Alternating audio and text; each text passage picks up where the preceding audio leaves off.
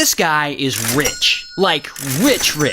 Now let's call him Quiet Dog. Now Quiet Dog grows up dirt poor in Nigeria, and he wants nothing more than to make big money and have luxury things. So he starts searching for ways to make money. And eventually, as a young dude, he joins a gang of email scammers. It's a group of young guys who get together and they concoct like these Nigerian prince type email scams. So he joins one of these gangs and he works his ass off, sending hundreds of scam emails a day, trying to con people out of their money. And Quiet Dog's good at it, like easily scamming a few $1,000s at a time from people. But over time, he thinks, nah, this isn't good enough. And he sets his sights on a much bigger target. Not people, businesses. So he ditches his gang and he starts building a new team. And they come up with a new type of email scam, which targets mostly American businesses, law firms, small banks, stuff like that. And this new type of scam works. And it works pretty well for him. And he starts making more and more money. But unfortunately for him, around that time, the Nigerian government starts cracking down on these email scam gangs. So he takes a bit of the money he's made and he uses it to relocate to Malaysia. Now in Malaysia, for the first time, he gets access to things he didn't have back home. Reliable internet access, VPN tools, which immediately makes his email scam operation 10 times more effective. And pretty quickly, he's earning more than he's ever made. But Quiet Dog is still like, nah, that's not good enough, because he feels like he has to show everyone he's making big money. So he starts up an Instagram account and he starts posting about his luxury lifestyle. Mostly just him posing, wearing top-of-the-line brand clothes, nice watches, stuff like that. But it works, and his Instagram starts blowing up. People love his rich guy lifestyle. But Quiet Dog is still like, nah, it's not good enough. Because a few years later, he moves to Dubai, the absolute capital of luxury bullshit.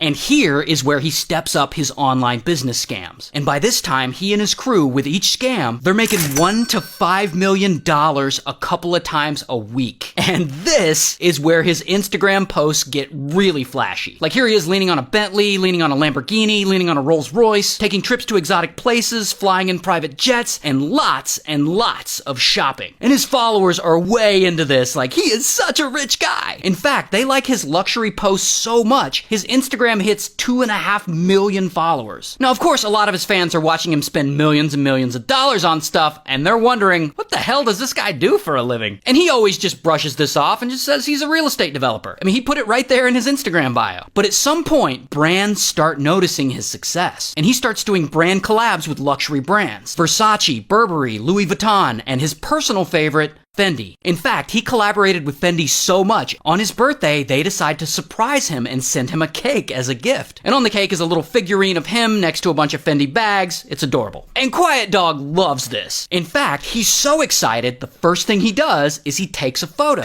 and he posts it on his Instagram so his 2.5 million followers can see it. And that is where he screwed up, because this cake is going to be his downfall. So a week after Quiet Dog's birthday, boom, the FBI arrests this guy. Let's call him the Canadian. Now, the Canadian is one of Quiet Dog's email scam business partners, and the FBI had been tracking him for a while. So they arrest the Canadian and they confiscate his phone. And they see he's been Snapchatting back and forth with Quiet Dog. And at this point, they don't really know who Quiet Dog is, but they find his Instagram and they see all the big money, luxury, Gucci, Versace posts. But the FBI still doesn't really know who Quiet Dog is. They don't know his real name. They only know that he's a really rich guy who Snapchats with the Canadian about this email scam stuff. But then they notice Quiet Dog's birthday cake post. So now they have his birthday. And using that, they're able to trace him to a really old visa application he had submitted to the US years ago. That visa application has all of Quiet Dog's personal information on it. So now they know his real identity and everything about him, and they start surveilling him. And months later, Quiet Dog is asleep in his luxury penthouse apartment in Dubai, when suddenly, kapow, the Dubai SWAT team kicks in his front door and they arrest him. And in 6 other simultaneous raids, they arrest 11 members of his email scamming crew. And they confiscate $40 million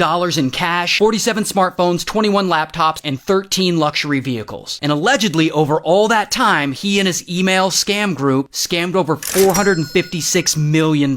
So they extradite Quiet Dog back to the US, he goes to trial, he takes a plea deal, and he gets 11 years in prison. Shout out to Nigeria.